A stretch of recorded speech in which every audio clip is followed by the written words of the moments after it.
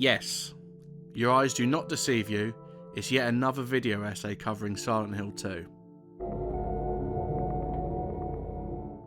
It's a game that has been dissected and debated maybe more than any other, and I think every single aspect of it has had some sort of video or writing dedicated to it and how it's affected people.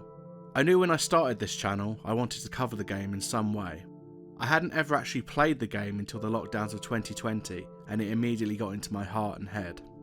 Coincidentally, the remake was announced not long after that, and I also played and enjoyed that version. It took me time to think of an angle that would feel fresh and true to ideas I've had since playing the game for the first time.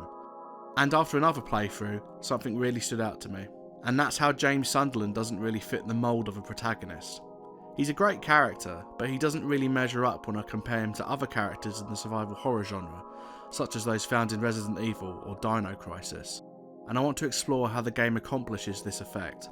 This video is going to be split up into sections detailing how James Sunderland is devalued as a character by the game itself and the characters within it. I'd like to first start in our discussion of Silent Hill 2 and how it devalues its main character by jumping back to the previously released title in the franchise.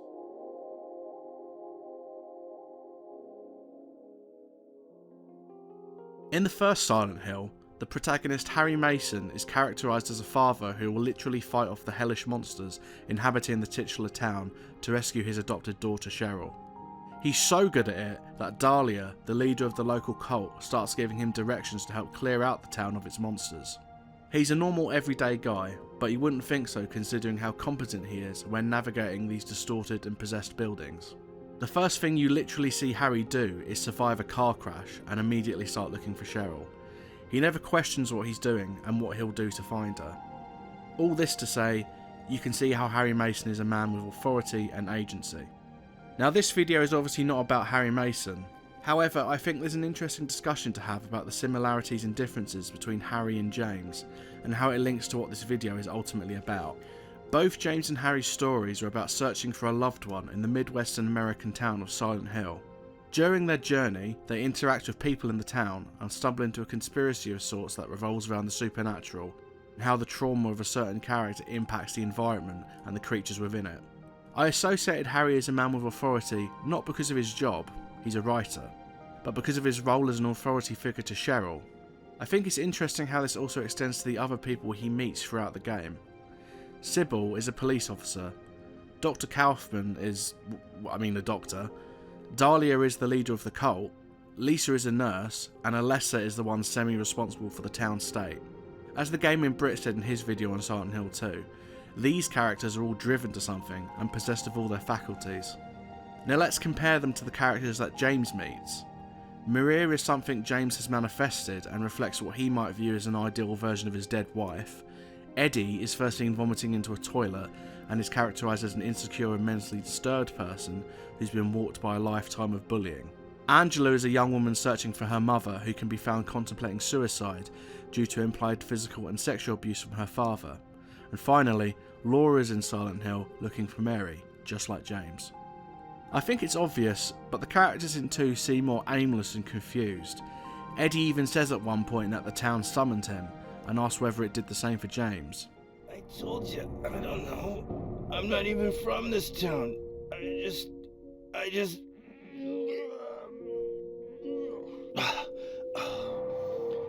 You too, huh? Something just brought you here, right? Yeah, you could say that.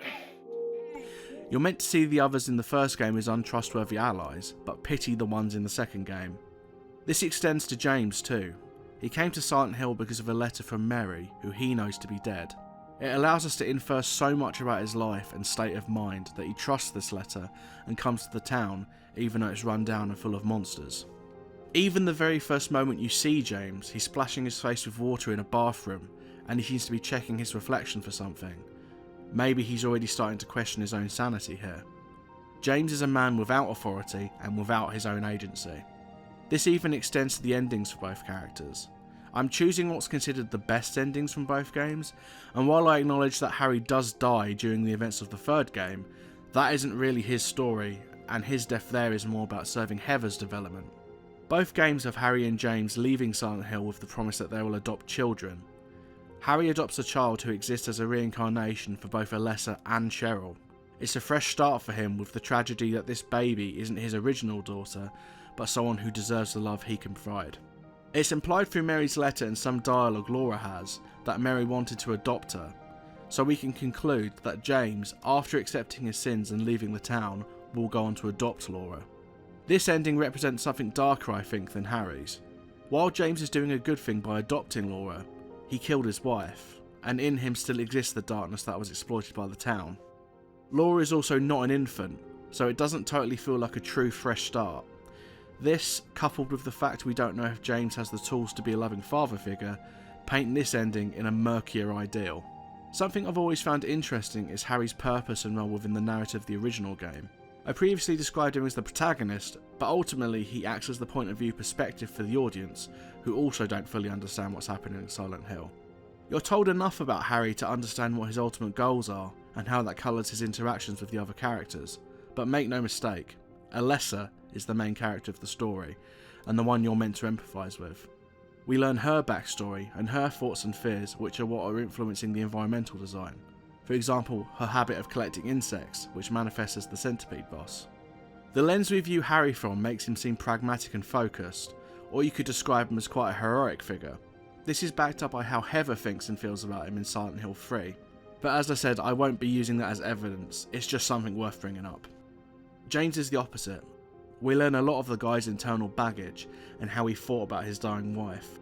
James can come off negatively when you learn he ultimately killed his wife, and the monsters are implied to be representations of his repressed guilt, or psychosexual manifestations of his frustrations towards Mary as she lay dying. Learning about her abuse towards James doesn't relieve him, it merely muddies the waters and makes him seem achingly human. He doesn't know what to say to Angela to help heal her, and instead leaves her more frustrated or suspicious of him. He ultimately kills Eddie because he misunderstands how James views him, and Laura's initial opinion of him is coloured by absence from Mary's bedside. James Sunderland is a character hollowed out and left to have his negative emotions and experience put on blast by Silent Hill and weaponised against him. This inevitably leads the player to feel a certain negativity towards him, and for fans returning from the first game, comparisons to the more positive and heroic Harry Mason.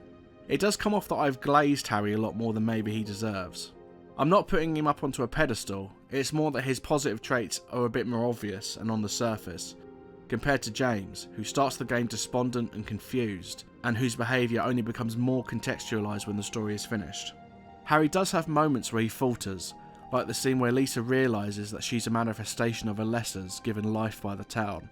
He runs away in fear from her and leaves her to die in one of the most iconic moments from the game. James's positive aspects tend to be referenced in the past tense. For example, Laura recalls Mary saying that James can be surly and quiet, but underneath he's a sweet and caring person. And during the final section of the game, we can hear a conversation between a dying Mary and James, where he brings her flowers. Mary? What do you want, James? I brought you some flowers. Flowers? I don't want any damn flowers. Just go home already. He's angrily dismissed by her, but the important point is that he still showed up with flowers. He tries to comfort Angela before realising she's too far gone for him to reach her emotionally. He actively searches for Laura because he thinks she'll be in danger if she stays in Silent Hill, and when first meeting Eddie, he advises him to leave.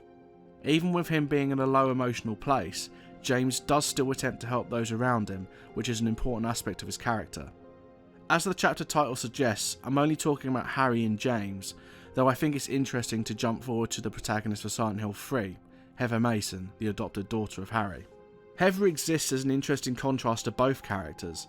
As a teenager, she reacts more realistically to some characters being cryptic to her, such as this moment with Father Vincent, where he insults her father, Harry. I guess he hid the truth to keep you on his side, eh? That figures. He's a pretty sneaky guy. Don't talk about my dad like that! Sorry. I apologize. As the game progresses, she becomes less scared by the things happening around her, culminating in this moment Gaming Brit pointed out in his video on the game, where Heather comments that there's no point in picking up this phone because there won't be an answer, because she's in Silent Hill.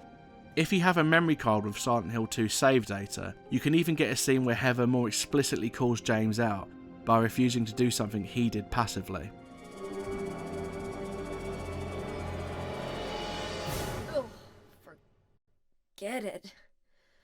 This is way too gross.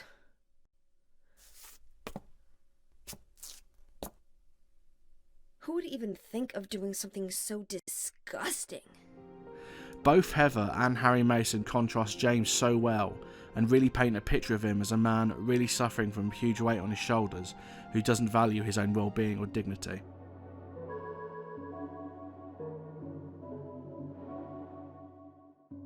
One of the most interesting things the game does to enhance the story is in how it presents James as a different form of video game protagonist. Even before the story starts to peel back who James really is, the gameplay does a lot of work in making him feel off. I mentioned the moment where James washes his face in the bathroom during the previous section, but I'd like to revisit that moment and discuss it in the wider context of the game and its story.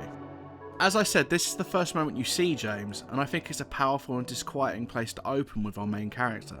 He's unsure and openly trembling at the thought of seeing Mary again, because he knows it can't be possible since she's dead, or this is the moment his post-traumatic amnesia begins to affect him, is open to interpretation, I think. I can't really think of many other games, especially from the period of release, that allow an audience to see a protagonist in such a vulnerable way. James becomes outwardly unaffected towards a lot of the experiences in Silent Hill, so this is a moment where his walls are truly down, and I've often wondered if you're meant to feel sorry for him or view him as weak. It immediately makes James feel not at all trustworthy, or someone that can be relied on. Now those that finish the story and come back to this point now have the full context of why James is here and why his demeanour feels so off. But I'm more interested in how a first time player would likely feel about him and first impressions of his character. The game's evaluation of James also extends to his animations. When James stops running, he needs to stop and catch his breath. It's a small thing, but it does frame James as someone not in especially good shape, or someone who's even prepared to explore a dangerous place like Silent Hill. Even his posture when he stands still looks stiff, like James is always a little awkward no matter where he is. Am I maybe looking in too deep by trying to tie the game's animations into the thesis of the video? You could argue that, but Silent Hill 2 is built on details like this, and even if it wasn't intentional, it creates a picture of James as someone who's not going to be a wish fulfillment. James's animations when fighting against the monsters also feel incredibly desperate. He swings melee weapons wildly, and you often have to strike an enemy multiple times when they're on the ground to stop them from getting up again.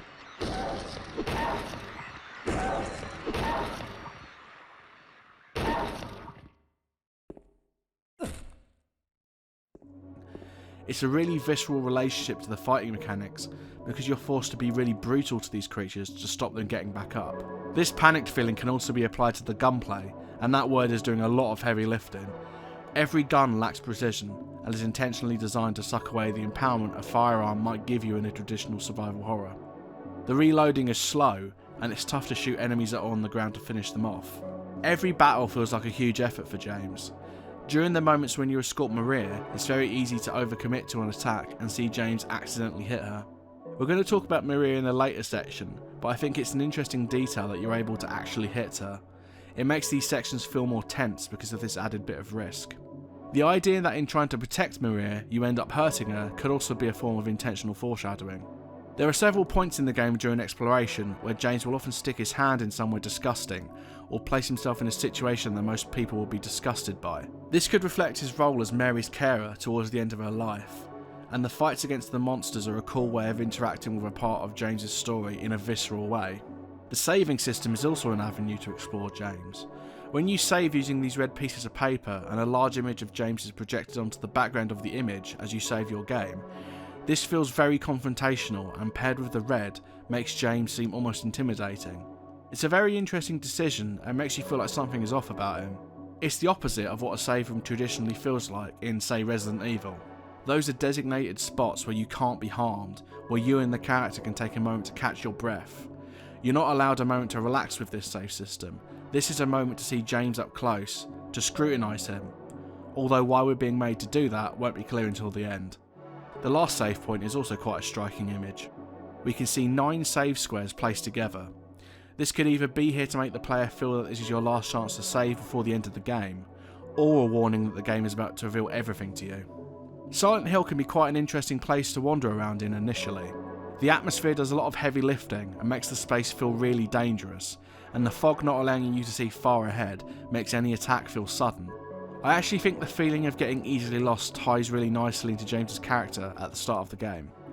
He's outwardly lost and confused, so not knowing which doors are accessible and where the dead ends are or the destroyed roads lets you engage with James's psyche through the gameplay, which helps you relate to him. By the time we've learned how to navigate Silent Hill and learn how to get to our destinations, you're also uncovering the mystery along the way, and that's quite an intoxicating feeling. It's something the first game did really well too. I'd like to move on now to what's become an icon of the series, Pyramid Head and his relationship to James.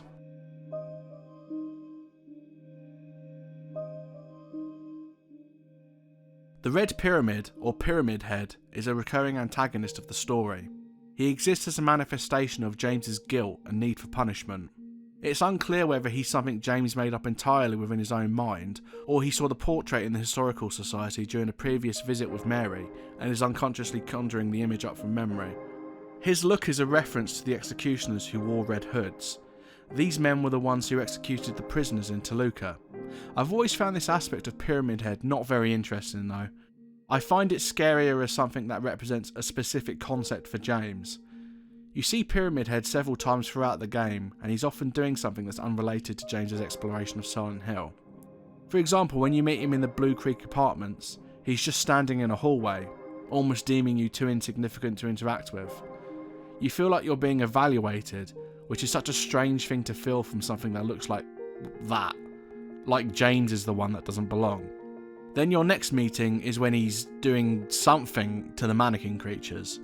He sees James hiding in this closet and then stands there while an entire clip of handgun ammo is emptied into him before walking away, seemingly unimpressed. I think Pyramid Head is either assaulting or just killing the mannequins, but I don't know why it would be doing either of those things or how that relates thematically to James.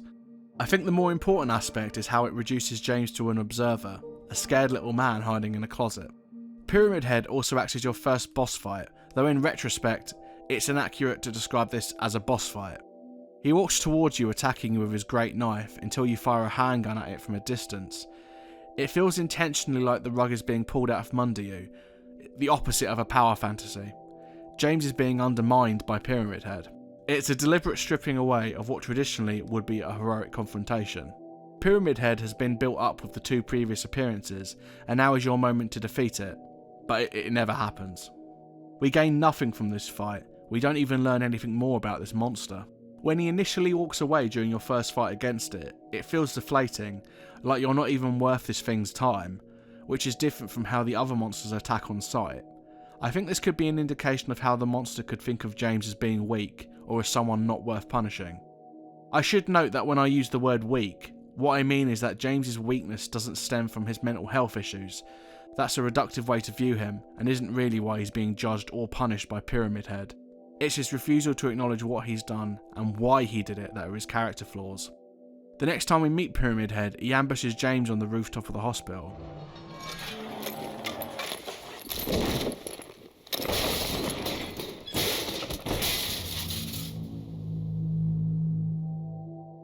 He knocks James off the roof and into a section of the building that we couldn't get into before. I would have said he was unintentionally helping us, but when he walks off after the first boss fight, the water is lowered, allowing James to exit the apartment buildings. So, could he be helping us to progress, or is it unintentional? You can grab Pyramid Head's great knife when he's wandering around the labyrinth. It's the only time you can find him during normal gameplay, and it's pretty creepy that you're not giving any warning of his presence or that he's now carrying a spear. James drags the great knife slowly behind him though, and struggles to swing it, which doesn't make him look very impressive. The knife itself is quite interesting, because we've seen it being used as an instrument of violence against us and the other monsters in the world. In another horror game, this would be a turning point. You can imagine a Chris Redfield type picking this up and using it against the enemies, in a sense becoming the threat in the world. But like other Pyramid Head related moments, it feels deflating and mocking. I'll be talking about Maria more in depth in a later section, but I'd like to highlight her relationship with Pyramid Head, which I've always found really interesting and what it says about James. Maria and Pyramid Head are together in the story only twice. Both times he kills her by impaling her with the spear he carries. If he exists as a manifestation of James's guilt, then him killing Maria could represent two things. He could be acting out James's killing of Mary, which is an act that James desperately wants to be punished for. The other possibility is James's guilt over Mary's illness. We're not given enough information to know what exactly her illness is, or if James could have done anything to help her, but that's another possible meaning. Like the earlier scene where James is in the closet, it's also another way of making James seem powerless. Maria being killed in the hospital is obviously a reference to Mary slowly dying in a similar hospital, as well as James not saving her, an allusion to how he felt when Mary was ill. The second time, I'm not too sure what it could mean. The fact there are two here now is most likely because at this point in the story, James has killed Eddie, which means he now has two people on his body count. And not the fun body count. This fight also doesn't allow you to defeat either one in the traditional way. They can't be hurt with any weapon you have, but by James expressing that he's acknowledged what he's done, he doesn't need anything else to punish him now. This strips Pyramid Head of its purpose, so both of them take their own lives instead. A lot of James's inner torment is expressed through Pyramid Head.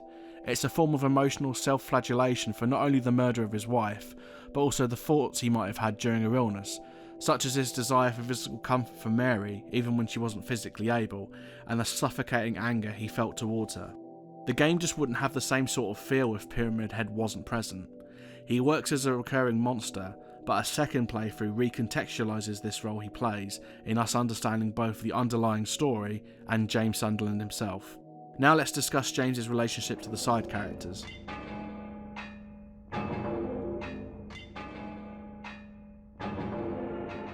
All three side characters undergo arcs throughout the story.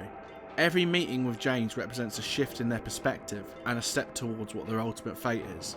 I have another video currently in the works that will discuss how the environmental storytelling and the art design is vital to understanding the story and these characters in particular. So if it feels like I'm missing something or an element isn't mentioned, it will most likely be covered in that video. For now, I wanted to keep the focus on their relationships to James. Angela is the first character that James meets on his good time vacation through Silent Hill, and she's without a doubt my favourite of the secondary characters. Angela begins her interactions with James being shy and unsure of what to make of him really. She misunderstands his apathy towards her warnings about Silent Hill as not believing her, when in fact he just doesn't care about his own safety. I got it. I'll be careful. I'm not lying. No, I believe you. It's just, I guess I really don't care if it's dangerous or not. I'm going to town either way. Something interesting about Angela is that after this first cutscene, she really seems to have a kind of insight about James's inner self. She says several times that James seems to deserve some sort of punishment, or that he's only helping her for some kind of reward, implied to be sexual. It's never stated in the game why she feels this way towards James. Does she just inherently understand that he's also killed someone, like she did to her father? Or is Silent Hill giving her this information just to twist the knife a bit more and make her feel uneasy around another man? I think Angela's specific trauma of receiving abuse from a loved one reflects James during the last days of his relationship to Mary. That's not to ignore Angela's suffering, but give the audience another perspective on how trauma has affected someone else. James chooses to repress, while Angela's inner torment is on full blast all the time. When we meet Angela for the second time, it's the first time we see two different people's versions of the otherworld overlap. It looks different in the later scene, but here this room clearly reflects the sexual abuse she received from her father.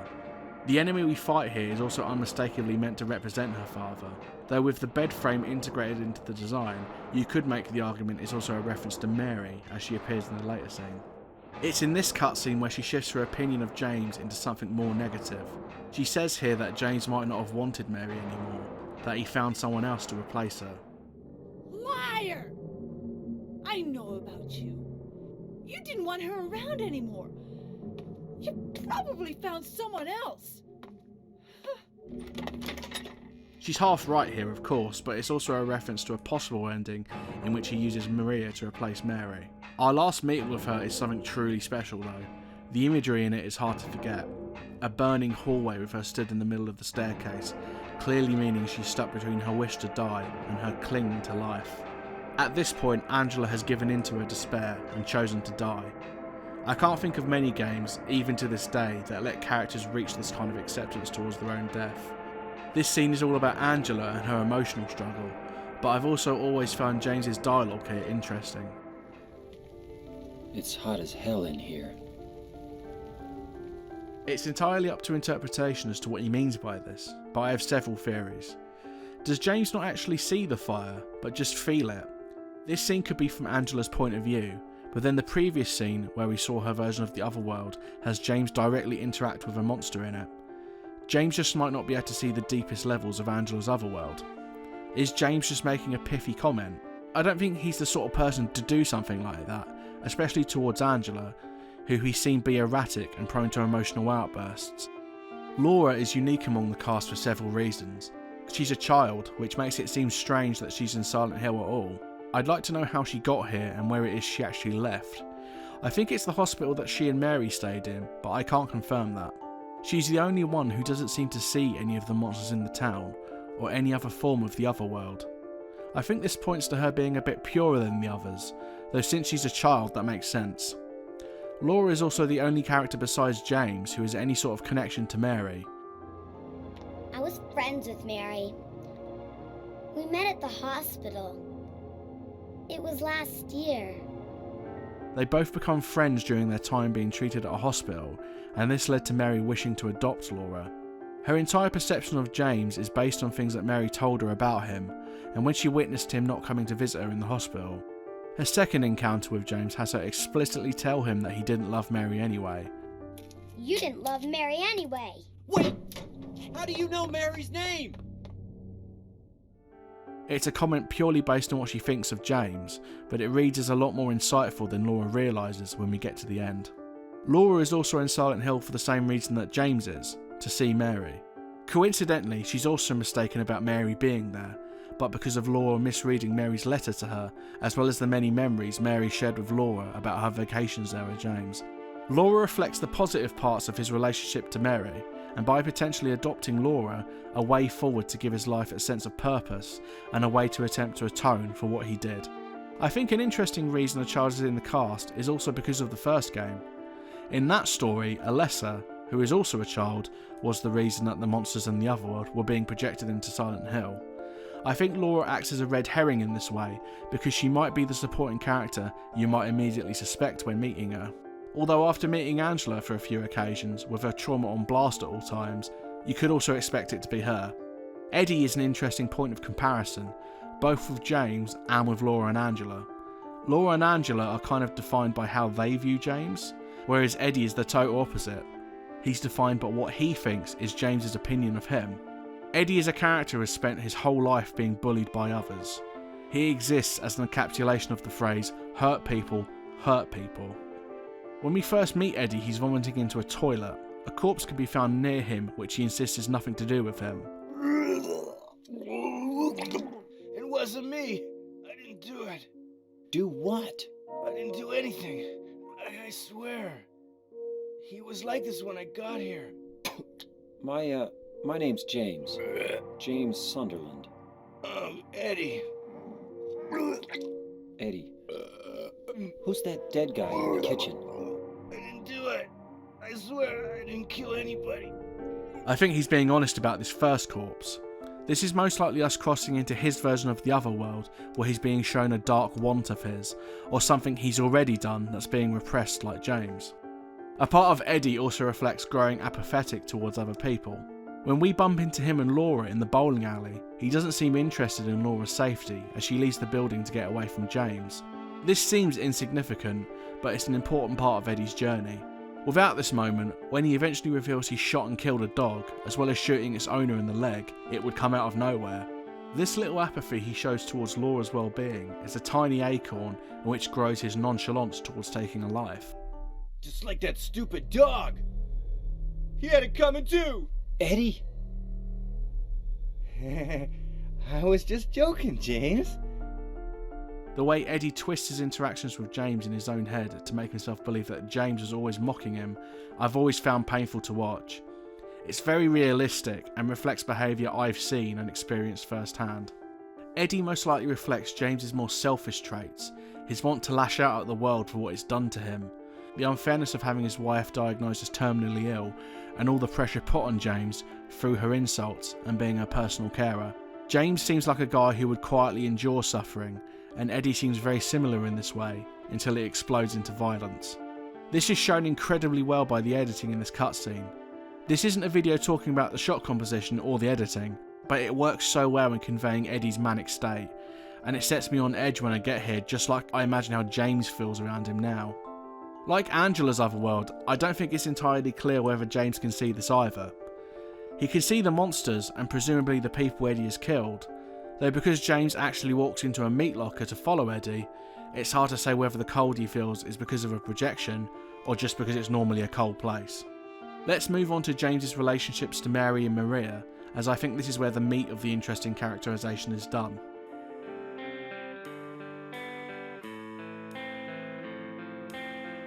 Mary Sunderland was diagnosed with a terminal illness 3 years prior to the events of the game, and during these years suffered greatly both physically and emotionally. She was forced to stay in hospital while she grew weaker, which is when she befriended Laura and told her about her trips to Silent Hill. During her illness, she was often emotionally abusive to James. You can hear audio in the game where she berates him for bringing her flowers, feeling as if she doesn't deserve them. Mary, what are you saying? Look, I'm disgusting. I don't deserve flowers. Between the disease and the drugs, I look like a monster. Well, what are you looking at? Get the hell out of here! Leave me alone already! I'm no use to anyone. I'll be dead soon anyway. Maybe today, maybe tomorrow. It'd be easier if they'd just kill me. But I guess the hospital is making a nice profit off me. They want to keep me alive. Are you still here? I told you to go. Are you deaf? Don't come back. James, wait. Please don't go. Stay with me. Don't leave me alone. I didn't mean what I said. Please, James. Tell me I'll be okay. Tell me I'm not going to die. Help me. Because of this continual abuse, James often didn't come to see Mary, evidenced by Laura saying she was always waiting for him, and when she accuses him of never loving her. During the last days of her life, Mary was allowed to go back home, where James became her caretaker. It's during this time where she kept asking to die, and eventually James smothers her with a pillow. Because of this dark act, James develops a kind of post-traumatic amnesia, where he thinks Mary died of the disease 3 years ago. Likely because subconsciously he thinks their relationship died that day. Mary died of that damn disease 3 years ago. So, Mary couldn't have died 3 years ago. Could she really be here? The reason I'm going over the events of Mary's death is because it paints James in a really interesting way. You could argue he's a monster for killing his wife, but I think we can all agree we can understand why he did it, even if we can't condone it. By learning this information, it makes the player rethink their opinion of James. He goes from a brave everyman who comes into this town to find his wife, to more of a man dragged through the worst type of personal hell who killed his wife to alleviate both of their suffering. It's never framed as a heroic act, it's pure desperation, and as I said in the Pyramid Head section, the opposite of a power fantasy. I'm really interested as well in whether James's actions could eventually be forgiven. Adopting Laura is very much a positive thing to do. That shows a degree of selflessness on James's part, but I think Mary's death is something that he'll have to reckon with for the rest of his life. Please tell me what you think in the comments. I'm genuinely interested in other people's thoughts on this. So where does Maria fit into this? I think Maria is a manifestation of what Mary might have been like when James first met her. We can see in the videotape and photo of her that Mary dressed conservatively, but this may have been different when James first met her. Alternatively, she most likely exists in a form that James may have wanted from Mary. Maria is confident, seemingly healthy, and acts very forwardly towards James, often physically touching him or suggestively asking him to comfort her. She seems to have some sort of crush on James, which is reframed during the jail cell scene. In this scene, there's no pretense. Maria is fully acting as a seducer, and it's more clear at this point that she's a creation of Silent Hill designed to drag James into more emotional despair. Maria also represents the idea of temptation. I don't mean just sexual, although that is clear through her design and dialogue, but the idea of escaping trauma through distraction. It's something many people would seek instead of wallowing in their negative feelings. Both of these represent toxic coping mechanisms though. In a messed up way, Silent Hill is almost doing James a favour by forcing him to confront his sins head on.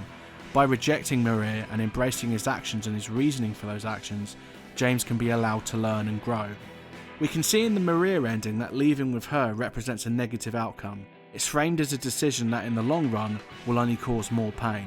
Because of a cough she has and medication she takes, Maria could also represent James's inclination to get into a relationship with someone too similar to his last one. Just the start of another vicious cycle where he'll end up in the same place having learned nothing. Maria's interactions with James are also a way for the player to get an inclination of what Mary may have been like to James while she was sick. Anyway, I'm glad you're alive. Anyway? What do you mean, anyway? You don't sound very happy to see me. I was almost killed back there. Why didn't you try to save me? All you care about is that dead wife of yours. I've never been so scared in my whole life. You couldn't care less about me, could you? No, I Then just... stay with me.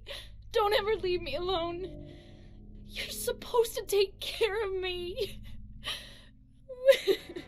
Maria also emasculates James on several occasions, which could be an extension of Mary's treatment of him, or just another way the game is forcing you to think of James as pathetic. After the cutscene where she berates James, you go back to a room that has a fridge, which needs to be opened. If you go in here earlier, James points out that it's too heavy to lift for one person. When you come back with Maria, James asks her to help him, to which she says, Come on. You're supposed to be the big man around here. How's a little girl like me supposed to help? Not exactly a ringing endorsement for James. Another way James is undermined by Maria is his inability to save her. 2 times in the story she's killed by Pyramid Head. I went over those moments in his section though, so I'd like to talk about the other time Maria dies, which chronologically is the second time you see it. After we talk to her through the prison bars and go through some more of that level, we eventually find the route that leads us to the other side, where we find Maria has passed away. The cause of death isn't really clear, but I find the marks on her face as well as the blood on the bed really interesting. I think the marks on her face are a reference to how James smothered Mary to death. They could act as a suggestion of Mary's illness, which we see caused her some kind of disfigurement, but I think it's more clearly a bruise from where she's been smothered. These instances where Maria dies are a small moment where we get a glimpse of the trauma that follows James from even before the beginning of the game. Like how Maria's abuse of James allows us to experience Mary's abuse towards him grieving over Maria works the same way. I think there's also another interesting angle to these death scenes. Each time Maria is killed, James is left unable to save her. It's literally impossible. Silent Hill is forcing James to confront the idea that he couldn't save Mary from her illness no matter what he did. That feeling of inadequacy James would have felt at Mary's side is communicated so well through these sections.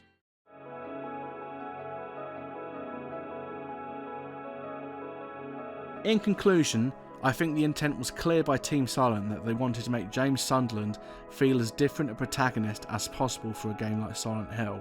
If we look at other horror franchises of the time, like Resident Evil or Dino Crisis, there's a clear pattern there of having protagonists who have more professional demeanours because of their roles as mercenaries or police officers. James is neither, and his inability to process what he runs into in Silent Hill, as well as his intentionally awkward interactions with the more mentally disturbed characters, such as Eddie or Angela, make him incredibly human. He also lacks the physical presence of a character like Leon Kennedy. If we compare James to Leon in Requiem for example, Leon is an absolute tank in that game and makes all the creatures seem like fodder. You could see him carrying around Pyramid Head's great knife for example. James Sunderland isn't a power fantasy. He isn't especially charismatic, capable or authoritative. He's exhausted, confused, physically unimpressive and emotionally broken. The game repeatedly strips him of the things we usually associate with a video game protagonist. He can't save Maria, he can't help Angela, he can't reason with Eddie, and he can't even fully trust his own memories. Before we even take control of him, he's committed an incredibly dark crime of passion. Compare him to Harry Mason or Heather Mason, and the contrast becomes more striking. Harry moves through Silent Hill with purpose. Heather learns to challenge and resist the nightmare around her, but James drifts through the town like a ghost already halfway buried by guilt. Silent Hill doesn't transform into a hero through suffering like Isaac Clarke or Jill Valentine. It forces him to confront the ugliest and weakest parts of himself while the player is forced to watch. And yet, despite all of this, I don't think the game is purely about tearing James Sunderland down. In fact, I think the opposite's true. The game judges James constantly, but it also understands him. It understands how exhaustion, grief, resentment and guilt can hollow a person out over time until they barely recognise themselves anymore. James commits an unforgivable act, but the game refuses to reduce him into a monster or absolve him entirely. Instead, it leaves him in this painfully human space between victim, caretaker and killer. That's why Silent Hill 2 still feels uncomfortable in a way many horror games don't. It doesn't ask you to admire its protagonist, it asks you to sit with him, to pity him, resent him, fear him, and maybe even understand him a little. James Sunderland isn't devalued because the game thinks he's worthless. He's devalued because Silent Hill 2 wants to strip away every comforting illusion a protagonist normally has, until all that remains is a frightened man desperately trying to live with what he's done. And I think that's both horrifying and incredibly beautiful.